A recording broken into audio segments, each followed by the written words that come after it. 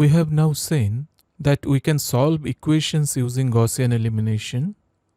In fact, we can write a computer program for solving large set of equations using Gaussian eliminations without any knowledge of matrix algebra whatsoever. However, if we can connect the operations of Gaussian elimination with matrix algebra, we can go much deeper into Gaussian elimination process. We can compare Gaussian elimination process with other techniques, and most importantly, we can improve Gaussian elimination process. In fact, we will see that in terms of matrix algebra, the operations of Gaussian elimination can be seen as the elementary row operations in a matrix.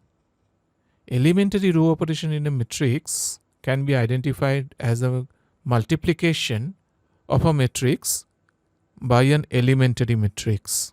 And in Gaussian elimination, we start from an equation Ax equal to b. We go up to Ux equals b prime at the end of forward elimination. We'll see in this lecture that U is given by number of elementary matrices multiplied by the original A matrix, and same elementary matrices when multiplied with B, we get the B prime, a new column vector. This understanding will be very important for our subsequent topics in linear algebra. Elementary row operations in a matrix primarily means three types of operations: row swap, scalar multiplication of a row, and summation of two or more rows. A combination of such elementary operation creates complex operations as well. Let us see an example. Let us take a 3 by 3 matrix 2 minus 1 3 4 2 minus 1 3 1 2. We convert this matrix into 4 2 minus 1 2 minus 1 3 3 1 2. We can see clearly that the operation that we have done here is a row swap operation. We have swapped rows 1 and 2. Everything else remains same here. Once again, we take the same matrix 2 minus 1 3 4 2 minus 1 3 1 2, and we create a new matrix 4 minus 2 6 4 2 minus 1 3 1 2. We can clearly see that what we did here is that we have multiplied row 1 by 2. Everything else remains just the same. Finally, we take the same matrix again 2 minus 1 3 4 2 minus 1 3 1 2, and we convert this to 2 minus 1 3 6 1 2 3 1 2. Here you can see only row 2 is changed. And how it is changed? Row 2 in the new matrix is the row 1 plus row 2 of the old matrix. So this is a row sum operation. Now these simple operations can be shown as pre-multiplication with elementary matrix E. And what does an elementary matrix mean? An elementary matrix E comes from elementary row operation on an identity matrix I. All of you know identity matrix. Identity matrix is essentially a square diagonal matrix, and it has 1 at its diagonal, and all other elements in this matrix are 0.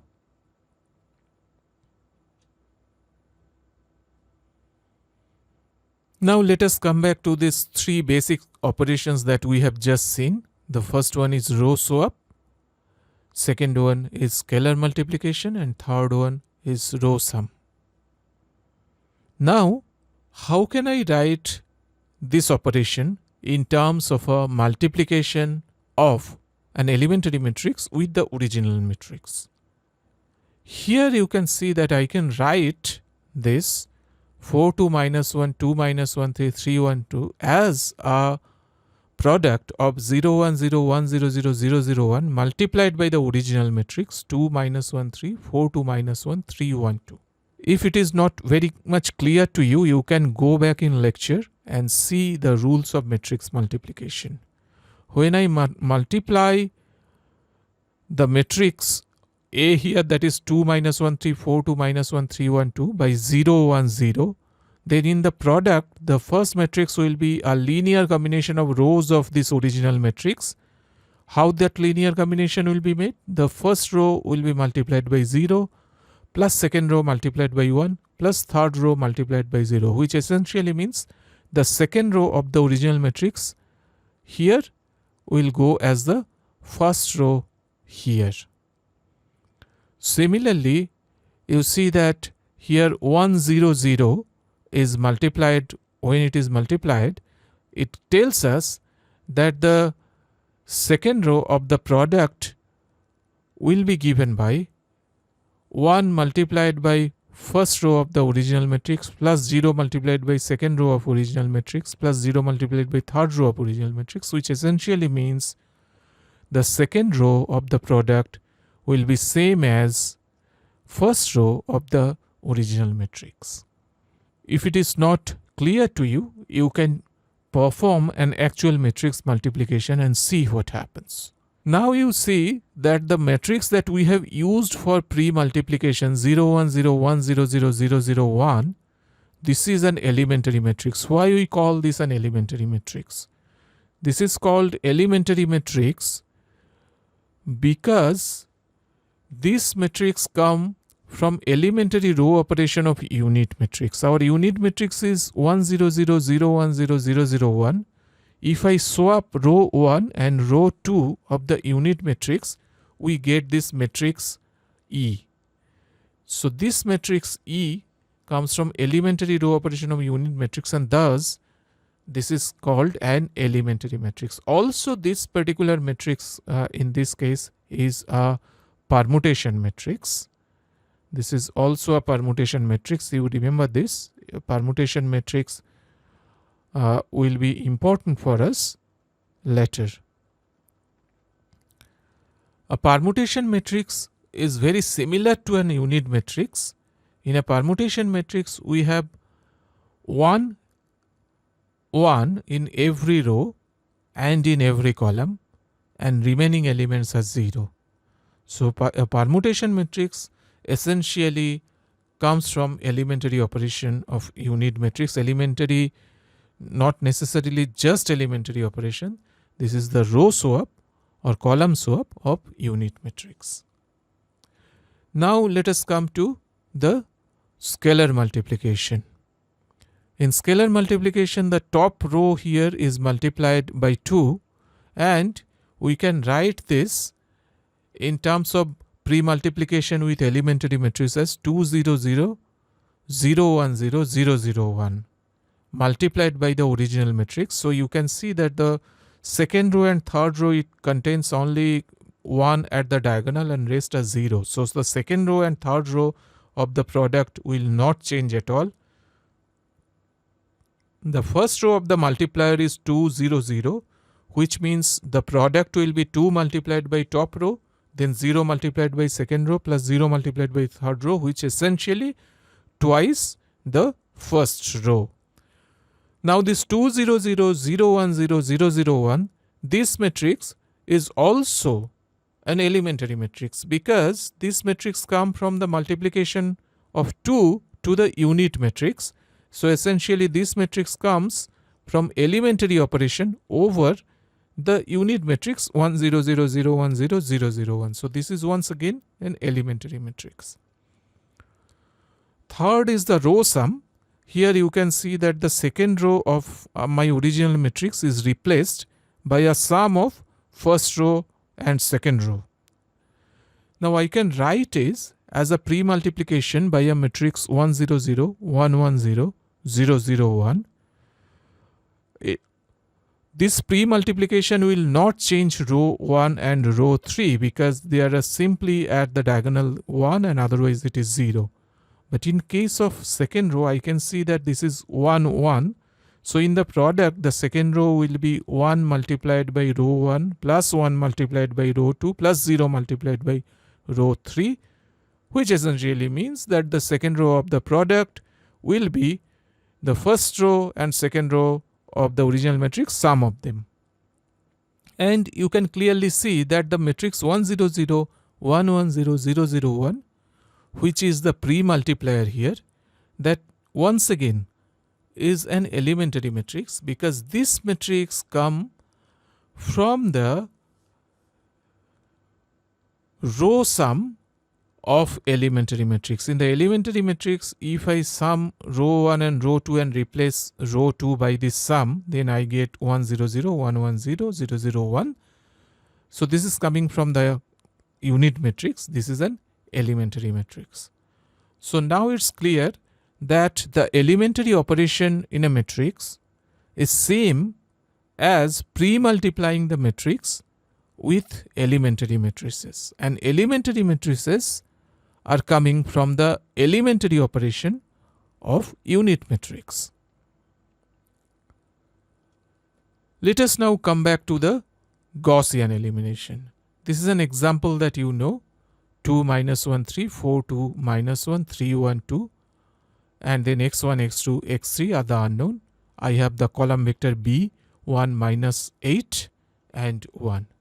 We know that if we want to perform Gaussian elimination over it, my goal is to bring 0 in place of 4 and then 0 in place of 3. So let us take the first operation and let us bring 0 in place of 4. How do you do it? To do it, we multiply the equation 1, in this case the row 1, by minus 2, and then I add it to equation 2, in this case the row 2, and this will be my new equation 2, means this will be my new row 2. How can I write this in terms of an elementary matrix multiplication? Let us say I have an elementary matrix E1 multiplied with the original system of equation. We have to multiply both sides, of course. What could be the elementary matrix? You see that the Gaussian elimination operation here, the connection between the original matrix and the elementary matrix is that the original matrix is transformed to this matrix via row 2 minus 2 multiplied by row 1 plus row 2. So nothing happens to row 1. That means my elementary matrix top row will be 1 0 0. Nothing happens to row 3. So the third row is also 0 0 1. Things happen to second row only. Second row is replaced by minus 2 multiplied by top row and the original second row, which means that the minus 2 1 0 is my second row. That means I have my E1 1 0 0 minus 2 1 0 0 0 1. I have to now multiply this E1 to both sides of the matrix. So E1, when I multiply with the column vector, you can verify that this E1 multiplied by column vector 1 minus 8 1 will be 1 minus 10 1. This is very easy to see because nothing will happen in row 1 and row 3 same as before we are discussing for the A matrix here. So when I am multiplying E1, this is an elementary matrix, I am multiplying with 1 minus 8 1. Because the top row of elementary matrix is 1 0 0, so nothing will happen to row 1. Similarly, third row is 0 0 1, nothing happens to row 3. But the second row minus 2 and 1, so minus 2 of the top row plus 1 of second row, that means minus 2 minus 8 is minus 10, and that is exactly what is happening on the right hand side of my matrix equation. We can go one step further and we can see that this E1 doesn't look like an elementary matrix because it looks like more complicated than an elementary matrix. But this comes actually from a combination of 3 elementary operations. So what are these elementary operations? So in first operation, what we do is that we multiply the first row here, this 2, -1, 3 with -2. We don't do anything in other rows. Then comes second operation. In second operation, I add first row and second row. Recall my first row is already multiplied by -2. Now I add them up. And then in third operation, I have to go back to the original first row. So what I do is that I multiply the first row by -half. I don't do anything to other rows. And I get 1, 0, 0 minus 2, 1, 0, 0, 0, 1. So this is how, although I am writing U1 which doesn't look like an elementary matrix, but it is in itself hiding 3 elementary matrices. Similarly, I can go ahead and my next step in Gaussian elimination, that I have to take this 3 and I have to make it 0. So let us say I want to multiply E2, another elementary matrix, but I have to multiply once again both sides. And once I multiply, you will see that this is something that we have discussed before. The matrix that you will get through Gaussian elimination is 2, -1, 3, 0, 4, -7, 0, 5 by 2, -5 by 2. This is the matrix that will come. So this tells us what should be my E2. E2, in this operation, I want to make this 0 in place of this 3. So what I do is that I don't make any changes in equation 1 and 3 or in row 1 and 3 of this matrix. In row 3, I replace by -3 by 2 into row 1, that is equation 1, plus the original row 3. So you see that my elementary matrix 2 here, that is nothing happens in row 1, 1, 0, 0, nothing happens in row 2, 0, 1, 0. But the third one, the original third, is added by -3 by 2 of first. So -3 0 by 2, 0, 1. This is my E2. This is how we can find the elementary matrices that we are using implicitly in Gaussian elimination. We have to go further now, and my goal is, of course, to make this 5 by 2 0 in next phase. My 4 will be pivot and 5 by 2 will become 0. We already know that. And that is, of course, equivalent to multiplication by another elementary matrix, E3. When I multiply E3, I get this. And you remember that equation 3 in this case is given by equation 3 original multiplied by -5 by 8 of equation 2, which means that my E3, no change in one row, no change in row 2 also, so 1, 0, 0, 0, 1, 0. In row 3, I keep the original row 3, and then I add with it -5/8 of row 2. So this is going to be my E3. So my original equation Ax equal to b, which was 2, -1, 3, 4, 2, -1, 3, 1, 2, multiplied by this column vector x1, x2, x3 equals column vector 1, -8, 1. And now I have come to E3, E2, U1 multiplied by Ax equals E3, E2, U1 multiplied by b, which is equal to Ux equals b prime, and Ux, we can see here, is an upper triangular matrix. You see that below the diagonal we have all zeros, so this is an upper triangular matrix. So the fundamental idea of forward elimination is that we successively multiply by elementary matrices such that at the end the matrix A, that is there the original matrix in my Ax equals b system, becomes an upper triangular matrix U. So once again, Gaussian elimination we can implement without any knowledge of matrices. This idea that we now have, we'll use this for further discussion and going deeper into Gaussian elimination. Here, for your exercise, we have these 4 matrices which you have solved before. What you can do now, for the forward elimination part of these matrices, you go back to your solution and identify the elementary matrices that you have multiplied in each cases during the forward elimination phase. That's all for this lecture. I'll see you in next class.